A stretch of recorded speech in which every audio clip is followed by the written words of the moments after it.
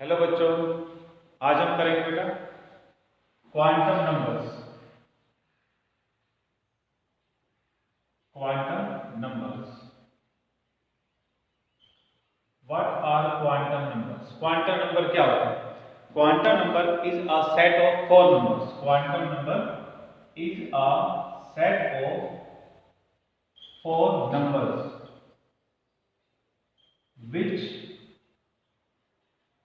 describes every information about each electron in an atom। यानी कि quantum number ये चार नंबरों का सेट होता है जो एटम के अंदर मिलने वाले हर इलेक्ट्रॉन की हर प्रकार की इंफॉर्मेशन बताता है। For example, information related to electron are what is the distance between nucleus and the respected electron, what is the energy of the electron, what is the orientation of the electron, electron clockwise rotate कर रहा है या anti clockwise rotate कर रहा है, what is the shape of the orbital in which the electron is rotating, electron किस orbital के अंदर रोटेट कर रहा है उसकी शेप क्या होगी, एंड सो ऑन। मतलब यहां बात हो रही कि एटम के अंदर कोई भी एटम हो और उसके अंदर कोई भी इलेक्ट्रॉन हो तो हर इलेक्ट्रॉन की एक एक इंफॉर्मेशन जिससे हमें पता चले उनको हम बोलते हैं quantum numbers. So what are the four quantum numbers? वो फोर क्वांटम नंबर कौन कौन से हैं? दे आर, पहला होता है प्रिंसिपल क्वांटम नंबर, सेकंड होता है एजीमुथल क्वांटम नंबर, थर्ड होता है magnetic quantum number, and fourth is spin quantum number. So these are the four sets of number which will help us to know every type of information related to any electron। किसी भी electron की कोई भी जानकारी हम इन चार नंबरों की सहायता से निकाल सकते हैं। अब हम कोशिश करेंगे जानने की कि ये कौन सा क्वांटम नंबर इलेक्ट्रॉन की क्या इंफॉर्मेशन देता है हमारे। तो एक एक क्वांटम नंबर को लेकर के चलेंगे। अब हम first quantum number is principal quantum number. Principal quantum number जो होता है it is represented by small n। इसे हम स्मॉल n से रिप्रेजेंट करते हैं। ये क्या क्या पॉइंट बताता है हमारे को एटम के अंदर? इसका फर्स्ट जो पॉइंट है वो ये, it tells us about the main shell of electron. कोई भी इलेक्ट्रॉन उस इलेक्ट्रॉन के मेन शेल के बारे में बताता है और शेल को हम ऑर्बिट के नाम से बोलते हैं। फॉर एग्जांपल, ये न्यूक्लियस हो गया, न्यूक्लियस में ये शेल होते हैं। तो कोई भी इलेक्ट्रॉन है वो इलेक्ट्रॉन कौन से शेल में होगा? फर्स्ट शेल में है या सेकंड शेल में है, थर्ड में है, फोर्थ में है या किसी और अप टू 8 तक किसी और शेल के अंदर पाए जाते हैं। तो जो शेल होते हैं they are represented by n, इन्हें हम n से बोलते हैं और इनकी वैल्यूज होती है 1 2 3 4 5 एंड सो, और we call them as k l m n and so. तो ये इनकी क्या हो गए रिप्रेजेंटेशन। जो शेल्स होते हैं उन्हें हम फर्स्ट शेल को हम 1 से या k से दिखाते हैं, सेकंड शेल को हम 2 या l से दिखाते हैं एंड सो। तो फर्स्ट पॉइंट क्या हुआ? प्रिंसिपल क्वांटम नंबर हमारे को किसी भी इलेक्ट्रॉन के मेन शेल के बारे में बताता है। मेन शेल के बारे में कि फर्स्ट कोई भी इलेक्ट्रॉन फर्स्ट शेल में है, सेकंड शेल में है, थर्ड में है या किसी और शेल के अंदर। So this is the first information which we get from the principal quantum number about the electron. Second point जो हमें पता चलता है इससे, it tells the energy of respected electron. It tells the energy associated with electron. कोई भी electron first shell में है, सेकंड शेल में है, थर्ड में है या फोर्थ है, किसी भी शेल में उसकी एनर्जी का भी पता हमें इस प्रिंसिपल शेल से पता चलता है। फॉर्मूला यूज्ड टू डिराइव जिस फॉर्मूले से हमें एनर्जी का पता चलेगा किसी भी इलेक्ट्रॉन की, तो वो होता है 2π² me4 divided by n² h²। तो क्या फॉर्मूला हो गया? 2π² me4 m power m e⁴ n² h²। How does it helps in explaining the energy? Energy हम इससे कैसे डिराइव करेंगे? तो this is the formula to calculate. ये फॉर्मूला जिससे हम अगर मान लो फर्स्ट सेल में इलेक्ट्रॉन है तो उसकी क्या एनर्जी वो निकाल सकते हैं, सेकंड सेल में इलेक्ट्रॉन हो तो उसकी क्या एनर्जी होगी वो निकाल सकते हैं, या किसी भी सेल में होगा तो उसकी क्या एनर्जी होगी। अब देखिए इसके अंदर व्हाट इज एम? एम क्या है? M is mass of electron, mass of electron जो किसी भी सेल में, और हमें पता है कि इलेक्ट्रॉन का जो मास होता है इसकी वैल्यू कितनी है? 9.1 × 10⁻³ किलोग्राम। ये इसकी वैल्यू है, m की वैल्यू है। And E is what? E is the charge on the electron. E क्या हो गया? Charge on electron, charge on electron. Electron के ऊपर चार्ज कितना है, और इसकी वैल्यू कितनी होती है? 1.6 × 10⁻90 Coulomb's.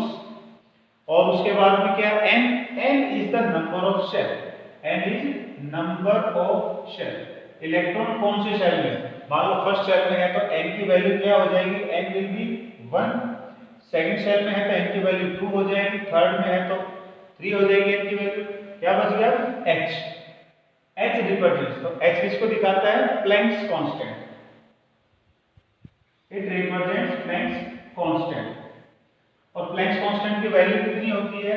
h is equal to 6.6 × 10⁻34। ये हो गया। So we will put their values, हम इनकी वैल्यूज को इसमें रखेंगे। So the answer which we get, जो आंसर हमें मिलेगा, अब देखो ये वैल्यू, ये इसमें n की वैल्यू को छोड़ दें तो सारी की वैल्यू क्या है? फिक्स्ड है।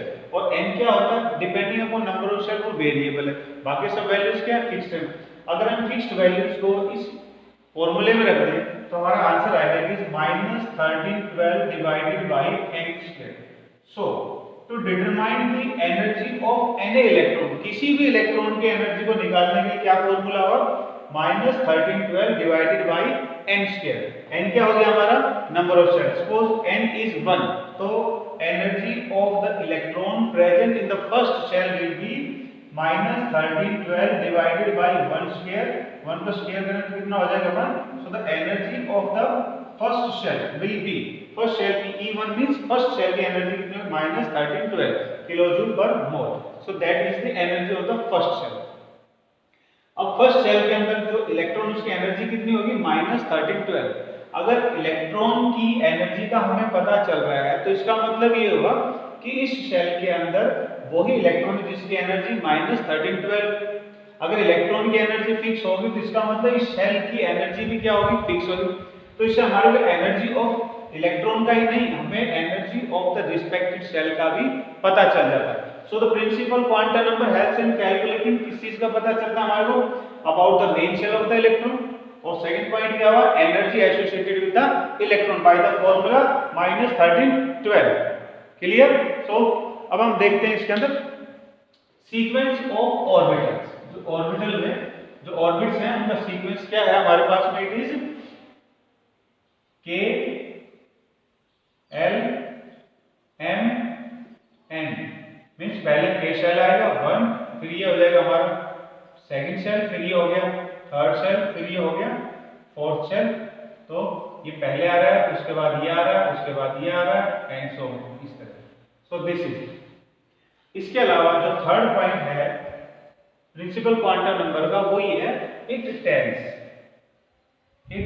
अस the number of electrons in any cell. किसी भी सेल के अंदर कितने इलेक्ट्रॉन हो सकते हैं वो भी हमें प्रिंसिपल क्वांटम नंबर से पता चलता है by the formula 2n², 2n², where n is what? n क्या है? Again n is number of cell.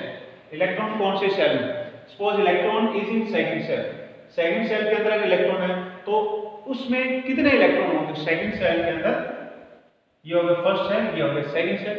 तो सेकंड सेल में कितने इलेक्ट्रॉन होंगे ये भी हमें प्रिंसिपल क्वांटम नंबर से पता चलता है बाय द फॉर्मूला 2n²। तो क्या हो जाएगा?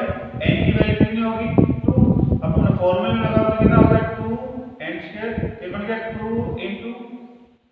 का स्क्वायर, टेबल का 2 into 4 दैट इज 8। सो कितने इलेक्ट्रॉन होंगे इसके अंदर? अब मैक्सिमम ऑफ 8 इलेक्ट्रॉन्स। इसमें कितने होंगे? 2 इलेक्ट्रॉन्स। आगे वाले में क्या होगा? Put the values and you will get the answer for every shell. हर शेल के बारे में पता।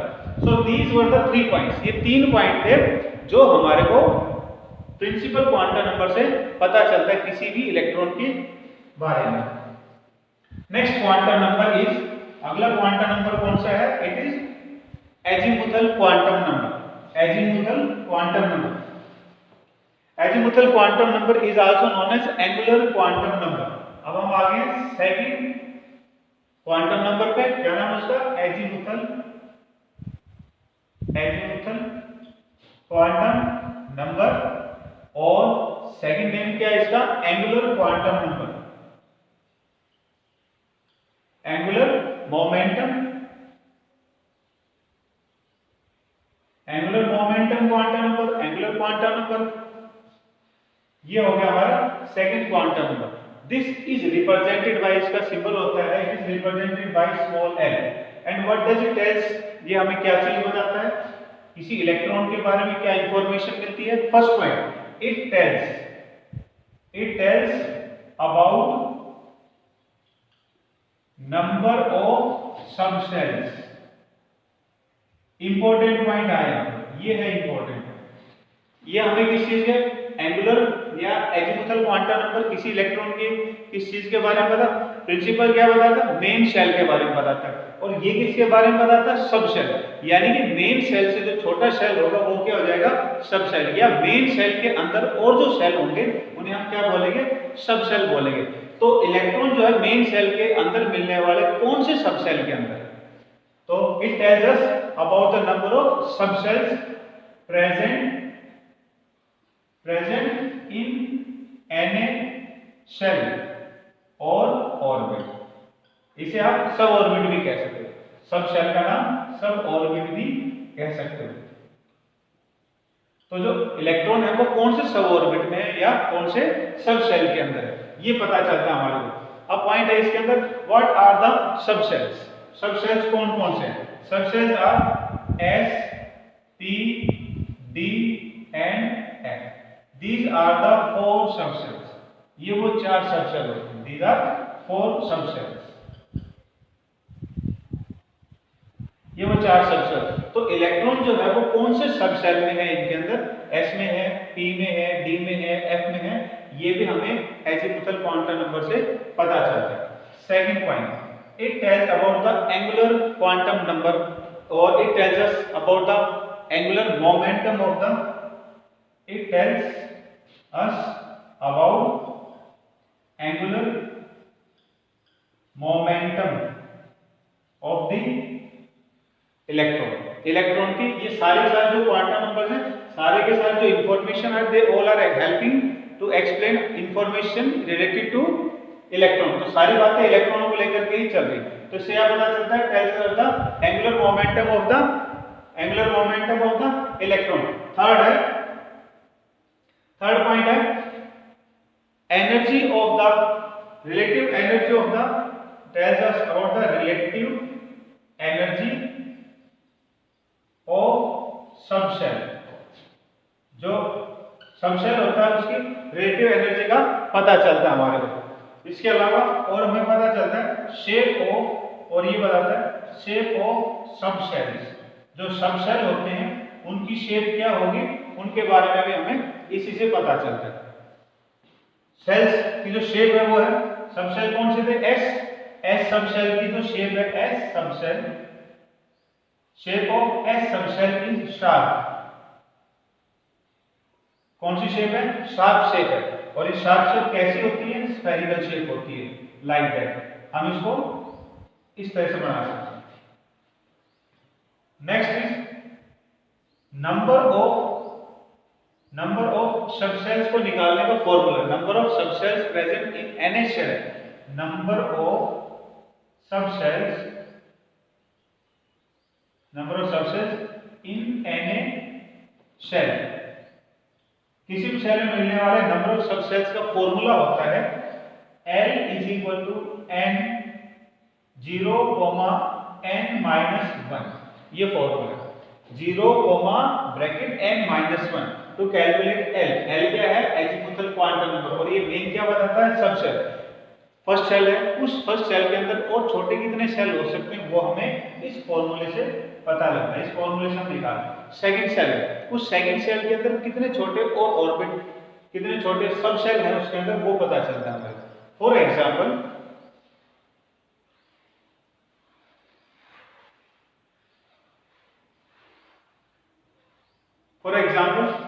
मान लिया जाए n इज इक्वल टू 1। अगर n 1 है तो l is equal to principal cell हो गया 1, तो उस प्रिंसिपल सेल से क्या पता चल रहा है? नंबर ऑफ ऑर्बिट, कौन सा ऑर्बिट है, कौन सा शेल है। और अब निकालना हमारे को उसके अंदर मिलने वाले और सब शेल कितने और छोटे पार्ट कितने उसमें। तो फॉर्मूला है 0, n की वैल्यू होगी 1 माइनस 1, तो आंसर इज इक्वल टू 0। तो यहाँ जो 0 वर्ड आ रहा है, 0 is not here 0, it is representing a sub shell. ये एक सब शेल को दिखाता है। 0 जो डिजिट आ रही है एक सब शेल को दिखाती है। और वो कौन सी सब शेल को दिखाती है? s सब शेल को दिखाती है। यानी जो फर्स्ट शेल है हमारा उसके अंदर जो छोटा सब शेल है वो कौन सा है? s। और इसका नाम क्या हो जाएगा? It will be known as 1s। यानी कि फर्स्ट शेल के अंदर मिलने वाला सब शेल कौन सा है? s। तो ये बात भी हमारे सब शेल कौन से को लेकर के? s को। अब मान लिया जाए दूसरा जो p ऑर्बिटल है उसकी शेप क्या होगी? p ऑर्बिटल की शेप होती है प्रिंसिपल, उसको बोलते हैं, उसका नाम है प्रिंसिपल सबशेल। और इसकी शेप होती है डंबल शेप, डंबल शेप। और डंबल शेप कैसे होती है? Like a.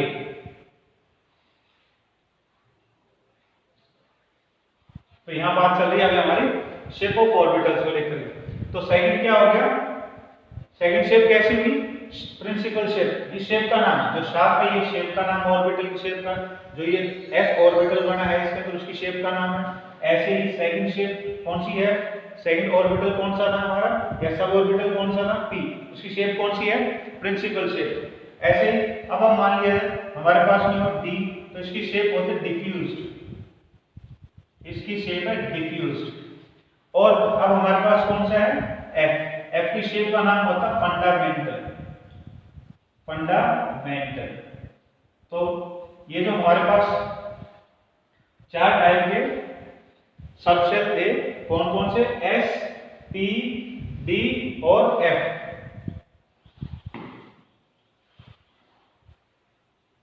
नाम क्या है उनके? s का क्या नाम है? शार्प। p का क्या नाम है? प्रिंसिपल। और d सबशेल का नाम क्या हुआ? डिफ्यूज। और f सबशेल का नाम क्या हुआ? फंडामेंटल।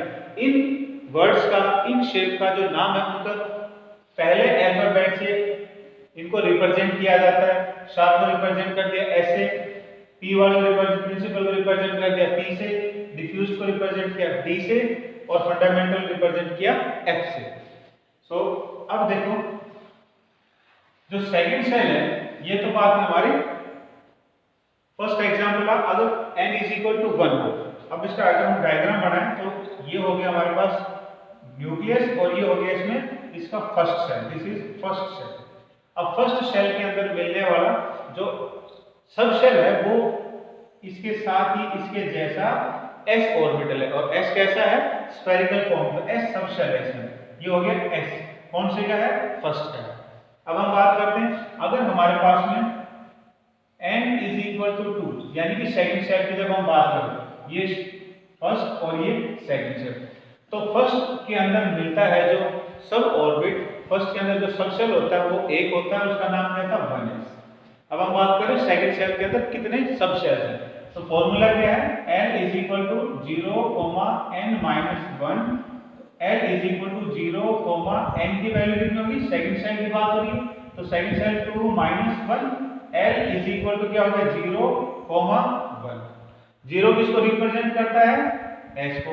और ये 1 किसको रिप्रेजेंट करेगा? p को रिप्रेजेंट करेगा। कौन सी सेल के बारे में बात आ रही है? सेकंड की। तो यानी कि क्या हो गया? 2s हो गया, ये 2p हो गया। तो सेकंड सेल के अंदर जो सब सेल है वो कौन कौन से हुए? 2s और 2p। तो ये तो हो गया 2s और इसी के साथ में ये हो गया 2p। तो ये तो है हमारा n is equal to 1 first shell, और ये हो गया हमारे पास n इज इक्वल टू 2। तो सेकंड शेल जो था उस सेकंड शेल के अंदर देयर आर 2 सब शेल। सेकंड शेल के अंदर 2 सब शेल हुए, कौन से 2s और 2p। ऐसे अब हम बात करेंगे next when n is equal to 3। अगर थर्ड हो तो फिर इसका क्या नाम हो जाएगा, ये देखो l is equal to 0, n minus 1, 0, 3 minus 1, 0, जो आंसर आ रहा है उसे इंक्रीजिंग ऑर्डर में लिखना है। ऐसे नहीं करना कि इसका आंसर 2 हो गया तो आपने डायरेक्ट 2 लिख दिया। इसे आप कैसे रखोगे, इंक्रीजिंग ऑर्डर, लाइक 1, 2। तो यहाँ 2 आ गया, तो 3 डिजिट 3 आंसर है इसके अंदर, और इनका अगर मीनिंग निकालेंगे तो 0 किसको दिखाता है, s को, और 1 किसको दिखाता है, p को। तो जो 2 आ रहा है वो किसको रिप्रेजेंट करेगा, d को। तो जो थर्ड शेल है हमारा, उस थर्ड शेल के अंदर कितने छोटे पार्ट्स हैं, कितने और छोटे शेल हुए 3, और नाम क्या उनका 3s, 3p और 3d। एज एन एग्जांपल जैसे हम वहां कर दे, तो ये तो हो गया हमारा न्यूक्लियस, ये हो गया फर्स्ट शेल में सब शेल कौन सा, 1s। ये हो गया हमारे पास सेकंड में क्या है, 2s है, और उसके बाद क्या है, 2p। तो ये हो गया सेकंड, ये हो गया n इक्वल टू 1, ये हो गया n इक्वल टू 2। अब है थर्ड में क्या है, पहले कौन आ रहा है, 3s, उसके बाद कौन आ रहा है, 3p, और उसके बाद कौन आ रहा है, 3d। तो ये क्या हुआ, this is n equal to 3। जो थर्ड शेल है हमारा, उस थर्ड शेल के अंदर और छोटे पार्ट, और छोटे पार्ट कितने हैं, 3 है, 3 सब शेल है, 3s, 3p और 3d। अब हम बात करेंगे अगर n is equal to 4, if n is equal to 4, तो n इक्वल टू 4, तो अब हो जाएगा l is equal to, l का मतलब क्या था, azimuthal quantum number, is equal to 0, n minus 1, l is equal to 0, 4 minus 1, l is equal to 0, increasing order में लिखो रिजल्टेंट को 1, 2, 3। आंसर हो गया।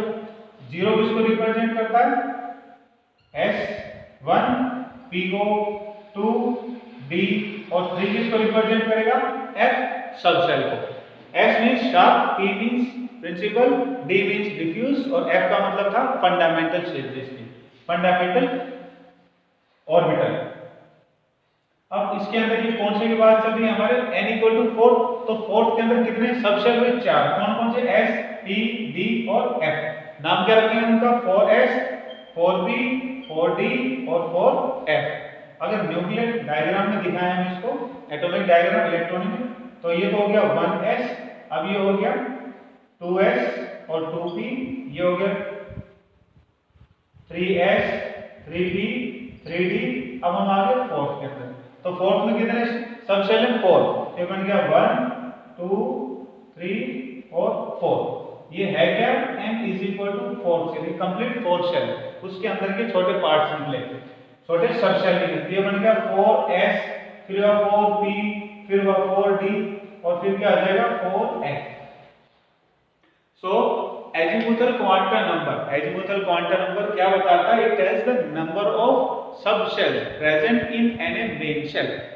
मेन शेल मान लिया जाए फर्स्ट है, तो उसमें सब शेल कितने हैं, 1, क्या नाम उसका, 1s। सेकंड, अगर मेन शेल हमारा सेकंड है तो उसमें सब शेल कितने हैं, 2, और मेन शेल अगर हमारे पास 3 हो तो उसमें सब शेल कितने हुए, 3। मेन शेल 4 है तो उसमें सब शेल्स कितने हुए, 4, और ये रिस्पेक्टिवली इनके नाम है, 1s, फिर आगे 2s, 2p, फिर नेक्स्ट वाले 3s, 3p, 3d, फिर उसके आगे वाले 4s, 4p, 4d और 4f। और अगर n इक्वल टू 5 हो जाए, n इक्वल टू 5 हो जाए, so what would be your answer, answer क्या हो जाएगा इस केस में, इट इज 0, 1, 2, 3, 4। जो 4 आएगा तो 4 के अंदर आप हमारे को नेगलेक्ट कर देना है, 3 तक ही हमारे आंसर है, 4 आएगा, 5 आएगा, 6 आएगा, लीव दैट, उनके लिए कोई डेजिग्नेशन नहीं है हमारे सिलेबस में। हायर क्लासेस में you will get sub orbitals for them also. So up to d orbital, d sub orbit तक ही हमारे पास नंबरिंग है। सो अब हमने क्या कंप्लीट किया, this was azimuthal quantum number. अब करेंगे हम third quantum number, that is magnetic quantum number.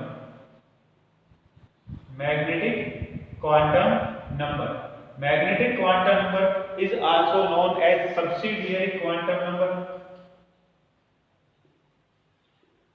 subsidiary quantum number or also known as secondary quantum number. It is also known as secondary quantum number.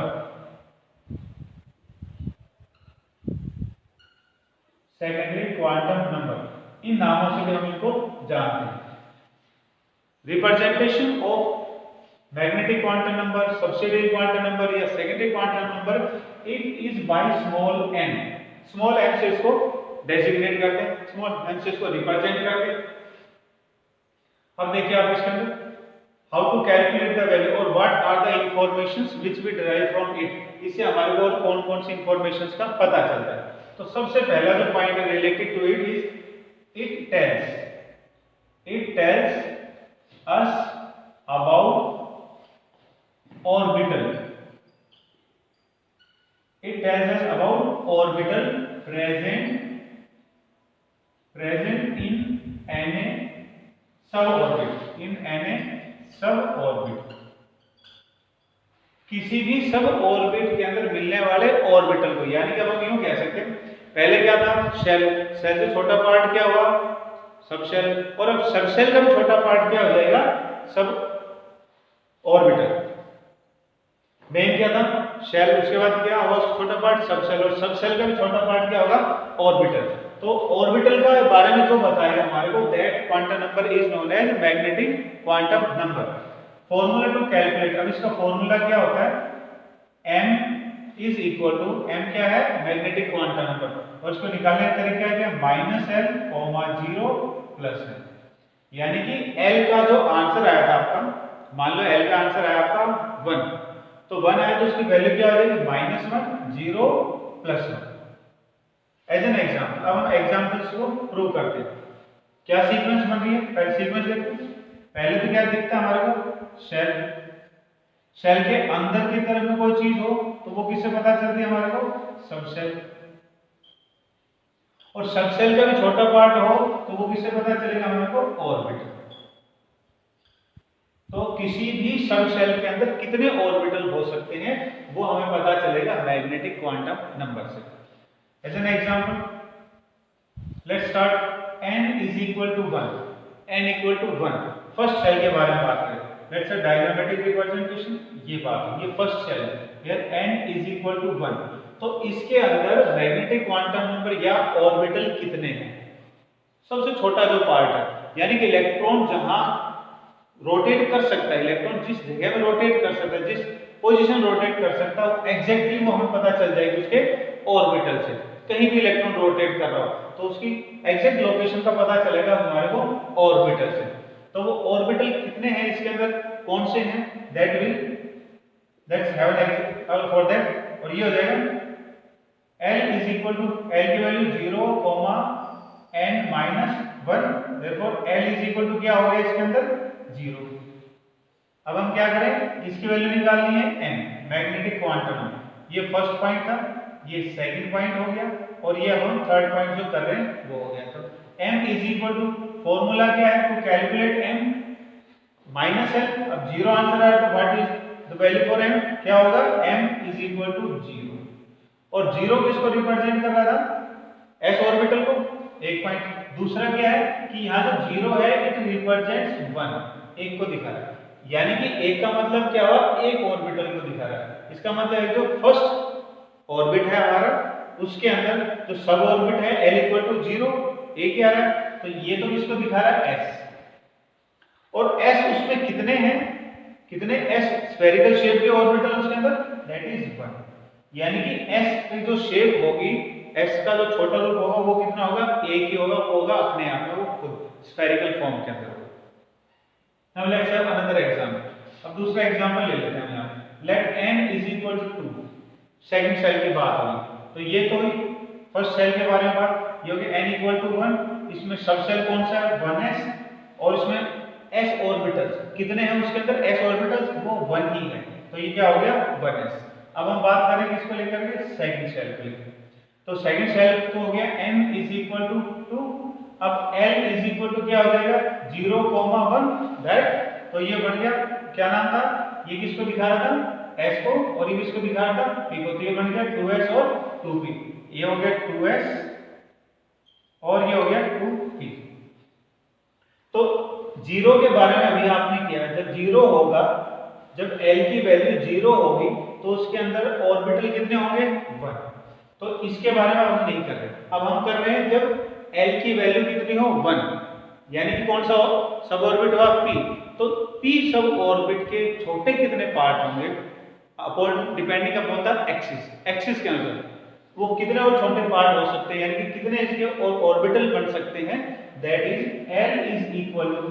तो जब हम l की value, दो value है यहाँ पर 0 और 1, 0 नहीं लेने क्योंकि 0 को हम पहले कर चुके, तो हम किसकी बात करें, अगर l की वैल्यू 1 हो तो क्या हो जाएगा माइनस 0 कंसिडरिंग 1 ले लिया। तो अब ये तो हो गया सेकंड पॉइंट, ये फर्स्ट पॉइंट लिया।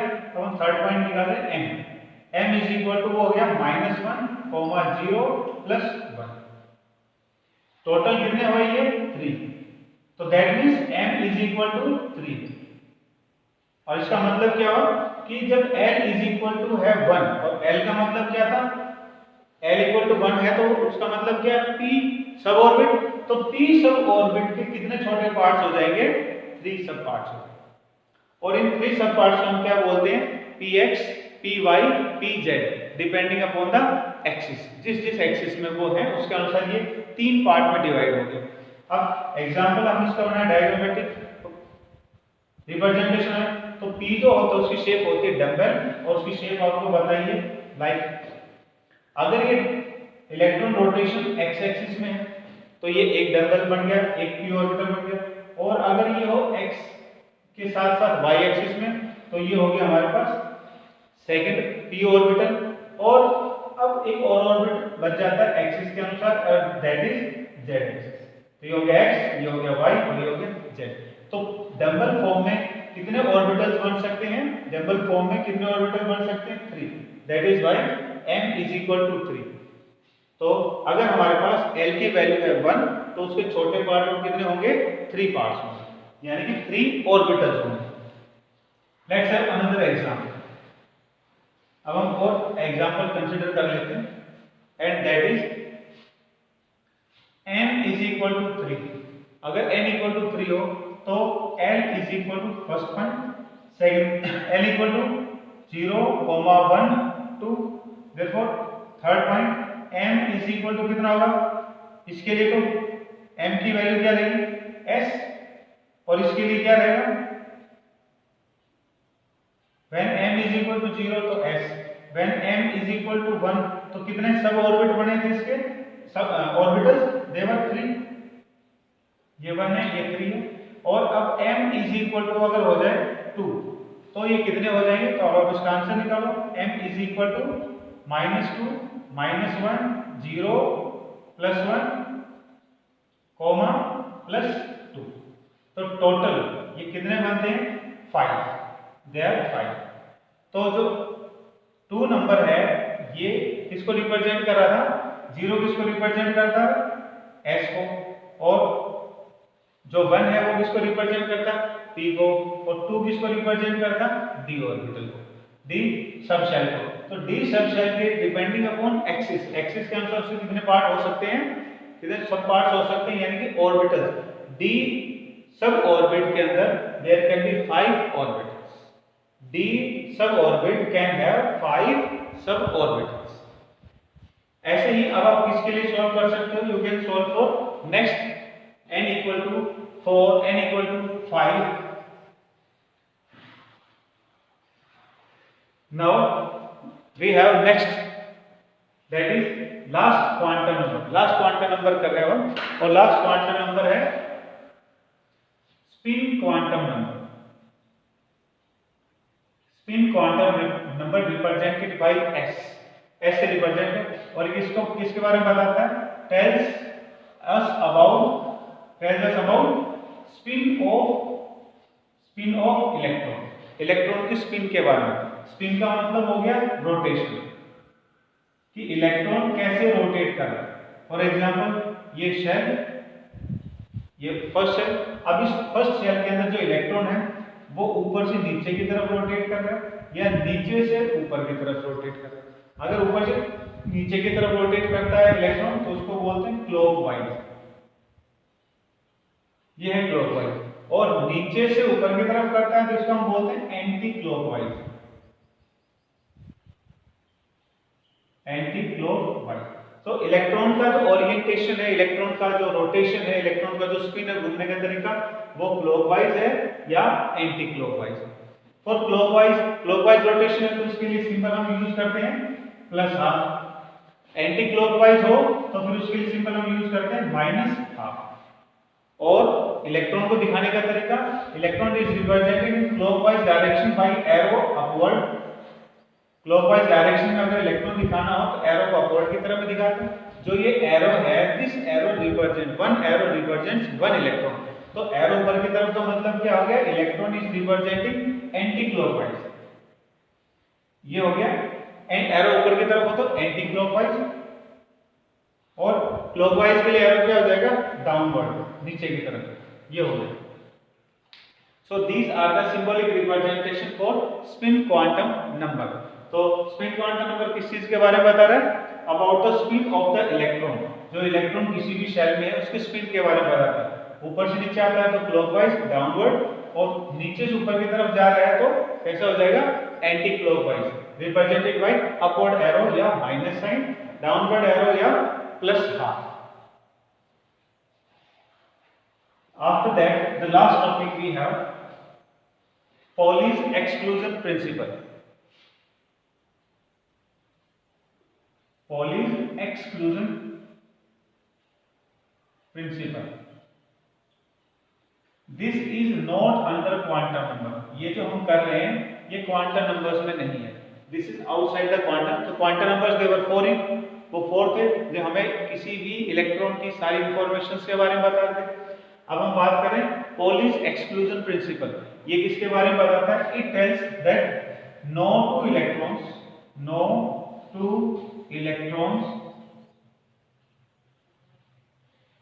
in an atom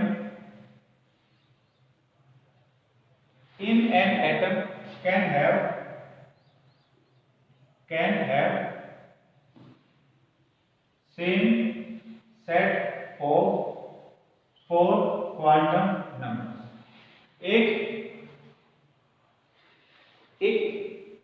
एक किसी भी एटम के अंदर कोई भी 2 इलेक्ट्रॉनों के चारों क्वांटम नंबर कभी भी सेम नहीं हो सकते हैं, कुछ ना कुछ उनके अंदर जरूर चेंज मिलेगा। फॉर एग्जाम्पल हम एक एग्जाम्पल ले लेते हैं। Now let us consider first quantum number n is equal to, मान लिया जाए हमने 3 लिया। अब इस 3 के अंदर कितने इलेक्ट्रॉन हो सकते हैं उसका फॉर्मूला निकाला था हमने। फर्स्ट प्रिंसिपल क्वांटम नंबर में वो था 2n power 2। How many electrons can be in third shell, ये nucleus, first shell, second shell, third shell. इस थर्ड शेल की बात करें, इस थर्ड शेल में कितने इलेक्ट्रॉन हो सकते हैं टोटल, वो हम इस फॉर्मूले से निकालेंगे। And that is 2 into 3 power 3। तो ये कितना हो जाएगा, 2 into 9 यानी कि 18। तो कितने इलेक्ट्रॉन है इसके अंदर, 18 इलेक्ट्रॉन। तो ये जो 18 इलेक्ट्रॉन्स हैं इसके अंदर, क्या इन 18 इलेक्ट्रॉन्स का कोई भी क्वांटम नंबर सेम हो सकता है, वो देखेंगे हम। ऐसे आप n = 2 में चेक कर सकते हो, n = 1 में भी, n = किसी भी सेल के अंदर आप चेक कर सकते हो। पॉइंट हियर है, no two electrons in an atom can have same set of 4, मतलब किसी ना किसी क्वांटम नंबर को वो जरूर बदलेंगे।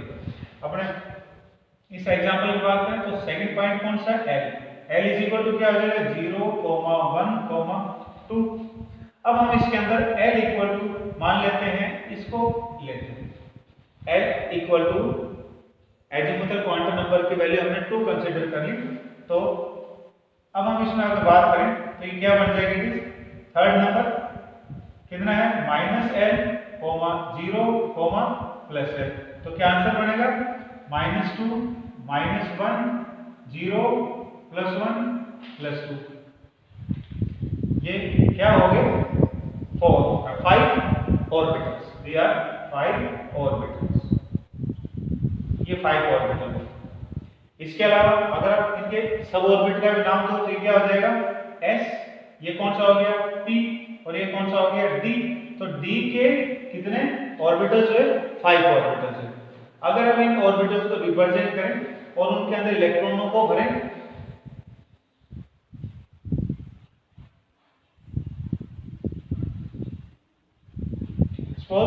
One box is representing one orbital, एक बॉक्स एक ऑर्बिटल को रिप्रेजेंट कर, तो कितने ऑर्बिटल है डी के अंदर 5, फिर 5 ऑर्बिटल्स हमने इसमें बना दिए। अब हम इनके अंदर इलेक्ट्रॉनों को अगर भरते हैं, इलेक्ट्रॉन की फिलिंग करते हैं, तो Pauli's exclusion principle have two definitions, दो डेफिनेशन है। वो कौन सी है? इसके अंदर no two electrons in an atom have can have the same set of 4 quantum numbers, और सेकंड है the two electrons in an atom cannot have same orientation, एक ही डायरेक्शन रोटेट नहीं कर सकते। जैसे फॉर एग्जांपल ये 1 इलेक्ट्रॉन इसके अंदर आ गया, तो सेकंड इलेक्ट्रॉन जो होगा इसके अंदर वो डाउनवर्ड होगा, नीचे की तरफ होगा। पहले हम इनमें एक एक इलेक्ट्रॉनों को फिल करेंगे।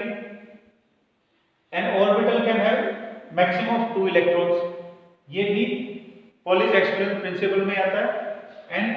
N orbital can have maximum of 2 electrons. एक जो ऑर्बिटल होगा उस ऑर्बिटल की बात है, एक ऑर्बिटल के अंदर कितने इलेक्ट्रॉन हो सकते हैं? Maximum of 2 electrons can be there. ये हो गया 1, पहले हमने 1 1 फिल कर दिया, अब हम इन्हें सेकंड करेंगे तो इस तरह से like that. So it can have 2 electrons. N orbit, किसी भी ऑर्बिट के अंदर मैक्सिमम 2 इलेक्ट्रॉन्स हो सकते हैं। अगर आप और इलेक्ट्रॉन भरने तो कोई इसमें नहीं आएगा, वो आगे के जो ऑर्बिटल्स होंगे उनके अंदर भरे जाएंगे। अब देखो आप इसके अंदर अगर हम इन 2 इलेक्ट्रॉनों के क्वांटम नंबर्स को देखें तो क्या इसके चारों क्वांटम नंबर सेम है? तो पहला इसका हम पॉइंट करें यहाँ पर, तो ये कौन सा हो गया? 4d, ये 4d होगा। और 4d के अंदर प्रिंसिपल क्वांटम नंबर क्या है इसका? 4। इसका क्या है? 4। तो ये तो इसका क्या हो गया? सेम हो गया। उसके बाद में l एजीमुथल क्वांटम नंबर वो कौन सा है? d। तो ये दोनों के लिए d हो गया। तो फर्स्ट पॉइंट सेम हो गया, सेकंड पॉइंट सेम हो गया दोनों इलेक्ट्रॉन्स के लिए। थर्ड है जो हमारे को उसके ऑर्बिटल के बारे में बताना है, और ऑर्बिटल कौन सा है इसका? सपोज ये जो ऑर्बिटल है इन 5 में जो ऑर्बिटल है ये हम मान लेते हैं dx² - y², ये वाला है। तो वो भी दोनों का क्या हो गया? सेम हो गया। लेकिन जो फोर्थ पॉइंट है यहाँ पर, और वो कौन सा है? Spin quantum number. Spin quantum number इनके अंदर आके जरूर बदलता है। तो first point, second point, third point तो इनके सेम है, लेकिन फोर्थ पॉइंट के अंदर आप देखो एक इलेक्ट्रॉन ऊपर की तरफ है तो एक इलेक्ट्रॉन नीचे की तरफ। तो तीन जो फर्स्ट 3 पॉइंट जो है इनके अंदर क्वांटम नंबर्स के, वो किसी भी 2 इलेक्ट्रॉन के लिए सेम हो सकते हैं, लेकिन फोर्थ क्वांटम नंबर जो होगा वो पक्का उनका अलग होगा। इसलिए कहा था कि नो 2 इलेक्ट्रॉन्स, कोई भी 2 इलेक्ट्रॉन, इनको ले लो, आप इन 2 को ले लो, या इन 2 को ले लो, इन 2 को ले लो, या इसका एक को या इसके एक को ले लो, तो भी क्या हो जाएगा? ये कौन सा हो गया? dx² - y², तो ये हो जाएगा हमारा dz² हो जाएगा, ये हो जाएगा dxy हो जाएगा, dyz हो जाएगा, dxz हो जाएगा। तो ऑर्बिटल्स क्या हो रहे हैं? चेंज हो रहे हैं। अगर आप एक ऑर्बिटल से दूसरे ऑर्बिटल जा तो ऑर्बिटल चेंज हो रहा है, और सेम ऑर्बिटल के अंदर अगर आप तो तीनों पॉइंट सेम है, लेकिन क्या बदल रहा है? फिर स्पिन बदल रहा है। तो that is Pauli's exclusion principle. So there were 2 definitions for Pauli's exclusion principle. 2 definition कौन सी? No 2 electrons in an atom, कोई भी 2 इलेक्ट्रॉनों के चारों सेट सेम नहीं हो सकते हैं। और दूसरा क्या है? An orbital can have maximum 2 electrons, एक ऑर्बिटल के अंदर 2 ही इलेक्ट्रॉन हो सकते हैं, and that too with opposite spin। वो भी कैसे होंगे? एक ऊपर की तरफ रोटेट करेगा, एक नीचे की तरफ, यानी कि क्लॉकवाइज रोटेशन होगी तो एक ही एंटी क्लॉकवाइज रोटेशन होगी। So these were about the quantum numbers and principle and Pauli's exclusion principle.